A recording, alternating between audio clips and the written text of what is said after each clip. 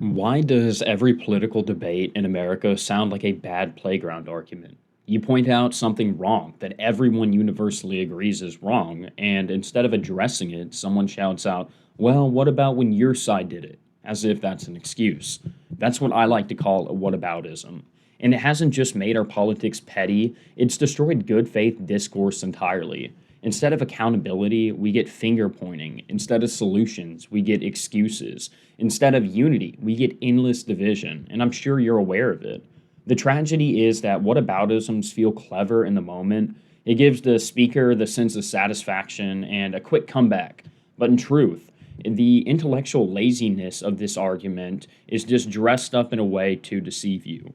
It's a distraction from substance. As Aristotle wrote, the least initial deviation from the truth is multiplied later a thousandfold.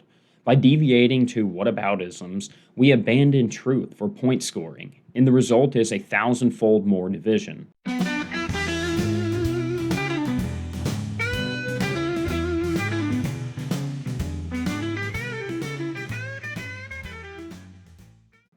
At its core, whataboutisms are pretty simple. You acknowledge wrongdoing, but you excuse it entirely by pointing out the other side doing the same thing.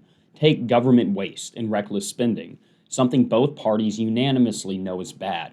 Republicans will say, look at Democrats bloating the budget.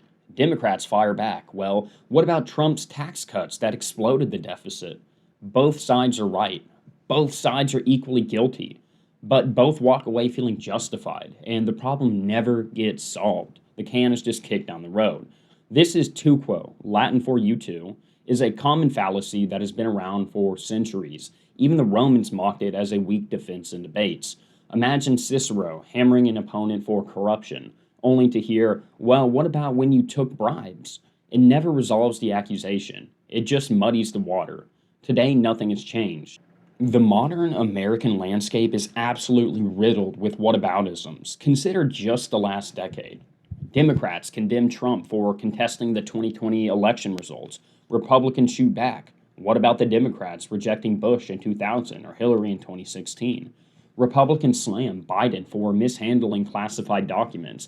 Democrats answer. What about Trump's boxes at Mar-a-Lago? Democrats hammer Republicans over January 6th. Republicans counter. What about the 2020 Summer of Love BLM riots? Republicans attack Democrats for cages at the border. Democrats reply, what about Obama's administration, which built them in the first place? Each time, wrongdoing is admitted, but never owned. Both sides point the finger, but no one fixes the internal rot, and voters mirror this behavior. Partisans defend their team not by justifying the action, but by saying the other guys are worse or the other guys did it first.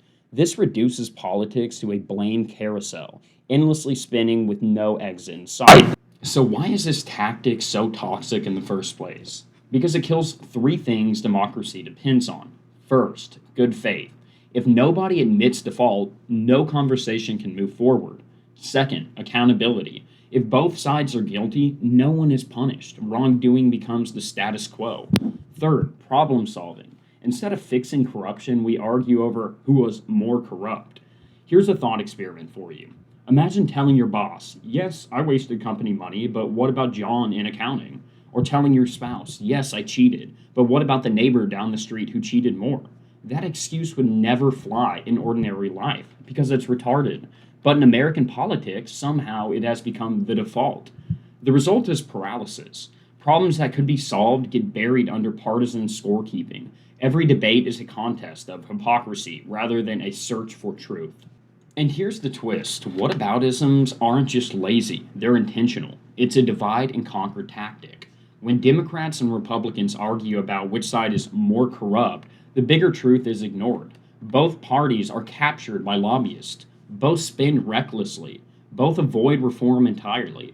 The system benefits when citizens are busy fighting each other instead of demanding accountability from those in power. This isn't new. Soviets mastered the art of this during the Cold War.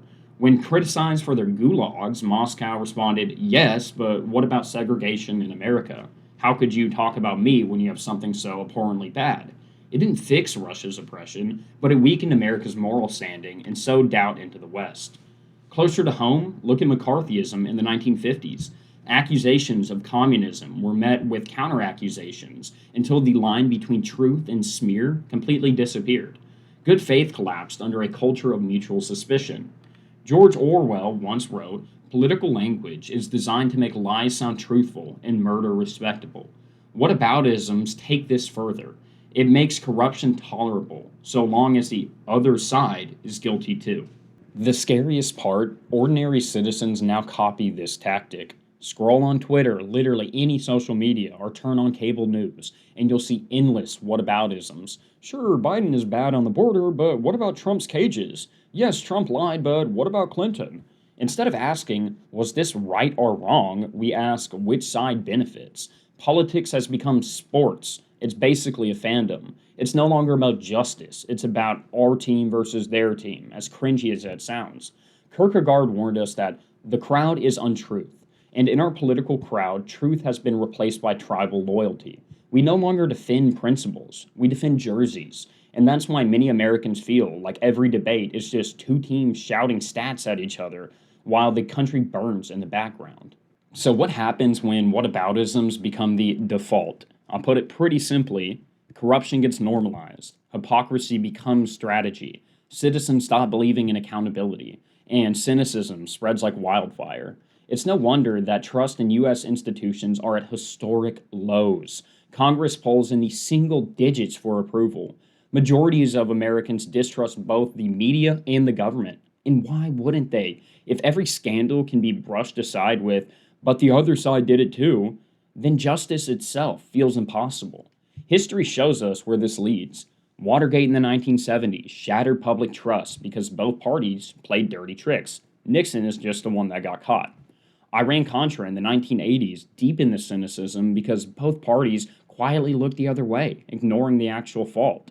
The message became clear. Rules don't matter if every single player is cheating. When everyone is guilty, no one is accountable. When no one is accountable, corruption becomes permanent. So, how do we break free? First, we hold our own sides accountable. It's easy to mock the other team. Real courage is calling out your own. Second, we need to shift debates to principles, not parties. Wrong is wrong, no matter who is doing it. And third, we must refuse to play this little game. When you hear, "What about X?" the answer should be, and always should be, "Okay, but was this still wrong?" As John Stuart Mill said, "He who knows only his own side of the case knows little of that." If you only defend your party and attack the other, you don't know politics, you know propaganda. Democracy only survives when citizens demand truth, not just victory, and truth starts by killing whataboutisms. Here's a final thought experiment, and I really want you to put yourself through this. Imagine if every bad thing in life could be excused by pointing to someone worse. Oh, you cheat on your spouse? Well, what about the guy who cheated on her more?